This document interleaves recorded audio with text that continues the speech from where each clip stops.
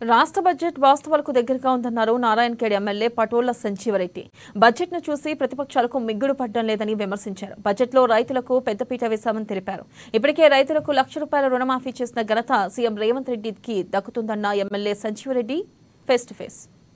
వార్షిక బడ్జెట్ శాసనసభలో ఉప ముఖ్యమంత్రి బట్టి విక్రమార్క ప్రవేశపెట్టారు. శాసన మండలిలో మంత్రి శ్రీధర్ బాబు ప్రవేశపెట్టారు. తెలంగాణకు సంబంధించి బడ్జెట్ ఎలా ఉంది, ఈ అంశాలపైన మనతో మాట్లాడేందుకు ఎమ్మెల్యే సంజయ్ రెడ్డి గారు. ప్రధానంగా తెలంగాణ బడ్జెట్ కు సంబంధించి ఎట్లా ఉంది, ఇక్కడ తెలంగాణ ప్రజలకు న్యాయం చేకూరే విధంగా బడ్జెట్? గతంలో ప్రభుత్వం చేసినటువంటి పొరపాట్లను అన్నింటినీ సరిదిద్దుతూ ఈ రోజు మా ఉప ముఖ్యమంత్రి గౌరవనీయులు బట్టి విక్రమార్క గారు ప్రవేశపెట్టిన బడ్జెట్ వాస్తవికతకు దగ్గరగా ఉంది. గతంలో ఉన్నటువంటి ప్రభుత్వాలు ఏవైతే ఒకటి చేసింది ఒకటి, లేనిపోయిన హామీలను ఇచ్చి ఏవి కూడా నెరవేర్చలేకపోయినాయి. ఎలక్షన్లు రాగానే రైతు రుణమాఫీ అనడము, ఎలక్షన్లు రాగానే రైతు బంధు అనడము, ఏదో ఆధారా బాధారాగా స్కీమ్స్ తీసుకొని వచ్చి ఓట్ల గురించే చేయడం జరిగింది. అక్కడ బడ్జెట్ లేకున్నా, జీతాలు ఇచ్చే పరిస్థితి లేకున్నా కూడా వారు అన్ని హామీలు ఇవ్వడం జరిగింది. కాకపోతే ఇప్పుడు ఏ ఎలక్షన్లు లేకుండా కూడా వాస్తవిక దగ్గరగా ఈ రోజు రైతు రుణమాఫీ చేయడం జరిగింది. తర్వాత వ్యవసాయానికి అత్యధికంగా బడ్జెట్ కేటాయించడం జరిగింది, 72,000 కోట్లు.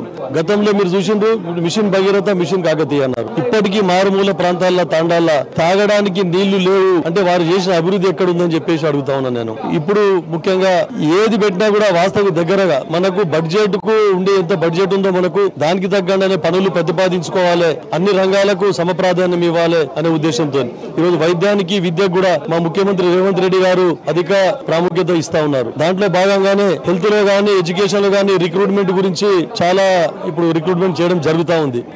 ఇది టీచర్ల కొరత గానీ, డాక్టర్ల కొరత గానీ, నర్సుల కొరత గానీ అధిగమించడం జరిగింది. తర్వాత పనులు ఎంత బడ్జెట్ ఉందో బడ్జెట్ కు తగ్గనే పనులు ప్రతిపాదించాలని చెప్పేసి మా ముఖ్యమంత్రి గారు స్ట్రిక్ట్ గా చెప్తా ఉన్నారు. ఏదో 100 కోట్ల బడ్జెట్ ఉంటే 10,000 కోట్ల బడ్జెట్ కి పనులు ప్రతిపాదించొద్దు, మనము వాస్తవిక దగ్గరగా ఉండాలని. ఈ రోజు ఇంకోటి మహిళా సాధికారత గురించి కూడా ఒక మహిళలను కోటీశ్వరులు చేయాలనే ఉద్దేశంతో గతంలో ఉన్నటువంటి వాళ్ళు ఏవైతే డెబ్ట్స్ ఉన్నాయో ఈ వడ్డీలు చెల్లించకుండా కాలయాపన చేయడం జరిగింది. మా ముఖ్యమంత్రి గారు మా ప్రభుత్వం ఏర్పడిన తర్వాత మహిళలకు ఉన్న వడ్డీలని మాఫీ చేసి వారికి లక్షాధికారులను కోటీశ్వరులు చేసే విధంగా ప్రణాళిక రూపొందించడం జరిగింది. అన్ని విధాలు కూడా ఈ బడ్జెట్ ప్రతి సామాన్య మానవుని దగ్గర నుండి ప్రతి ఒక్కరికి కూడా, ఇండస్ట్రియలిస్ట్ కానీ ప్రతి ఒక్కరికి కూడా అనుకూలమైన బడ్జెట్ అని చెప్పి మాజీ సీఎం కేసీఆర్ దీనిపైన కూడా కమెంట్ చేశారు. కాసేపు ఇది రైతుకు శత్రుత్వంగా ఉంది బడ్జెట్, ఇది ఏదైతే స్టోరీ చెప్పినట్టుగా ఉంది, దీనిపైన మేము చీల్చి చెల్లాడతామా?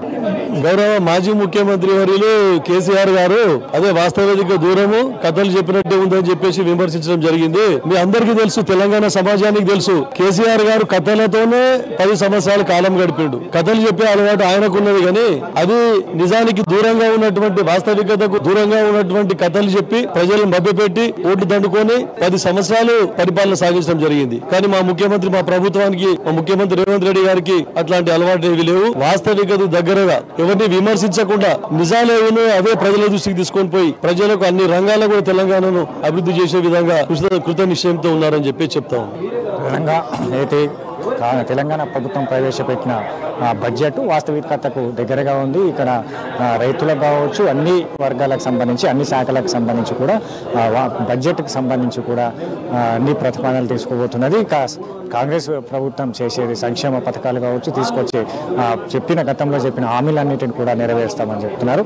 కేసీఆర్కి సంబంధించి కూడా ఆయన వాస్తవికతకు దూరంగా ఉండి మాట్లాడుతున్నారు. దానిపైన కూడా చర్చకు రావాలని కూడా ఎమ్మెల్యే సంజయ్ రెడ్డి గారు చెప్తున్నారు. Camera person Manoj